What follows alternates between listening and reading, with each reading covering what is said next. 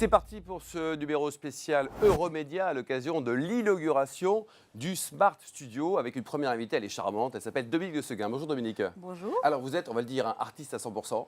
Et vous avez vécu longtemps à l'étranger, notamment au Brésil et au Mexique. C'était deux belles aventures. Oui, magnifiques et qui m'ont permis de découvrir aussi des civilisations différentes et des thèmes d'inspiration qui se retrouvent aujourd'hui. Par exemple, qu'est-ce qu'il y a? Deux inspirations, une brésilienne et l'autre mexicaine. Bon, au Mexique, c'est surtout les thèmes précolombiens. J'ai beaucoup visité les sites cérémoniels et sont des thèmes qui ont fini par se structurer d'une façon naturelle dans ma création.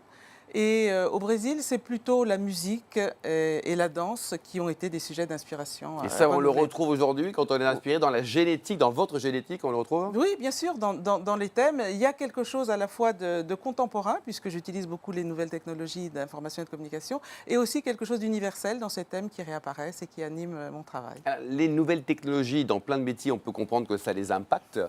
Dans l'art aussi? Ben voilà, vous savez, le millénaire dernier, je faisais des bronzes, j'allais dire comme tout le monde. Le millénaire dernier. Voilà, oui, la maquilleuse est très très bonne ici au studio. Et donc, quand on a changé de millénaire, je me suis dit que ces nouvelles techniques d'information et de communication étaient des outils extraordinaires pour exprimer l'émotion différemment et entrer complètement dans l'époque. Donc, j'ai commencé par découper des œuvres au laser, à faire le programme en PAO et de faire des œuvres monumentales qui se trouvent un peu partout en Et France. monumental comment? Monumentale 3 mètres, Oui. monumentale. Et peut-être aussi plus petite aussi, parce que c'est le même fichier qui sert aussi pour faire des bijoux. C'est extraordinaire et qui m'a permis de... Donc là, ce sont vos bijoux que vous avez. Hein. Oui, voilà, Ils sont très jolis. qui fonctionne, merci, sur la complémentarité du vide et du plein. Et votre fleur, là, votre petit tournesol discret, est-ce qu'il est connecté? Bien sûr, il est connecté NFC. Si vous avez votre téléphone et que vous l'approchez de mon cœur, eh bien vous allez écouter Maria Callas qui chante Le printemps qui Pas commence. les battements de votre cœur, mais c'est Maria Callas. Quoi. Non, C'est parce que plutôt- ça, on n'a pas besoin de smartphone pour écouter les battements de mon cœur. Et alors, le B2B, les entreprises, déjà depuis longtemps, il y avait des commandes d'œuvres d'art, ça existe toujours? Le marché des entreprises vous intéresse? Oui, bien sûr. Et aujourd'hui, d'une nouvelle façon, parce qu'avant, c'était surtout une démarche décorative.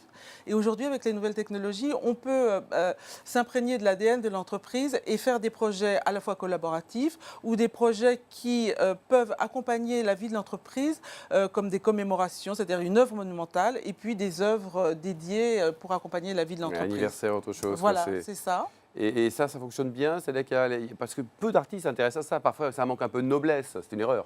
Oui, alors la noblesse, elle est surtout dans le cœur des œuvres et dans ce qu'on en fait. Ensuite, je pense qu'un artiste qui aujourd'hui ne serait pas dans le monde des entreprises et dans le monde du grand public avec des objets qui vont chercher ces outils qu'on ne quitte pas, comme le smartphone, passerait peut-être à côté d'un vecteur d'émotion Il y a essentiel. une noblesse aussi alimentaire. Il faut bien gagner un peu de sous. Oui, bien sûr, mais vous savez, les artistes, on vit surtout d'amour et d'eau fraîche. Oh, que c'est bien dit. Quoi. Alors aujourd'hui, vous êtes parmi nous là pour cette inauguration, le Smart Studio. C'est superbe, non? C'est magnifique. Alors, et puis, alors, ce qu'il y a, c'est que c'est au cœur de Paris et ça peut donner des idées extraordinaires, justement pour coupler l'art et les entreprises avec des événements. Oui, et puis l'équipe, ils sont tous sympas, ils sont compétents, sympas et souriants. Ça n'arrive pas tous les jours, quoi. Exactement. Et pour terminer, un peu artiste. Hein, un peu artiste, en oui, fait. mais artiste rigoureux. Parce que bon. Mais Et toujours. au niveau de, justement, pour terminer, au niveau du plaisir, vous aimez le plaisir. Le vin, par exemple. Oui. Est-ce qu'on peut imaginer des étiquettes de vin connectées entre l'art et la collection? Eh bien, mon cher Alain, quelle intuition. Justement, lors de ma dernière exposition rue Saint-Dominique, à l'hôtel Saint-Dominique, j'ai créé une étiquette pour un pommard premier cru, une étiquette connectée. Donc, quand on scanne l'étiquette avec son smartphone, on a un message et qui est vendu en couple avec une gravure qui porte le même numéro que l'étiquette. Donc, c'est une histoire d'amour entre l'art et le vin qui ne fait que commencer. Merci beaucoup, Dominique, d'avoir répondu Merci, présent Alain. pour l'inauguration de ce grand moment, le Smart Studio. À bientôt.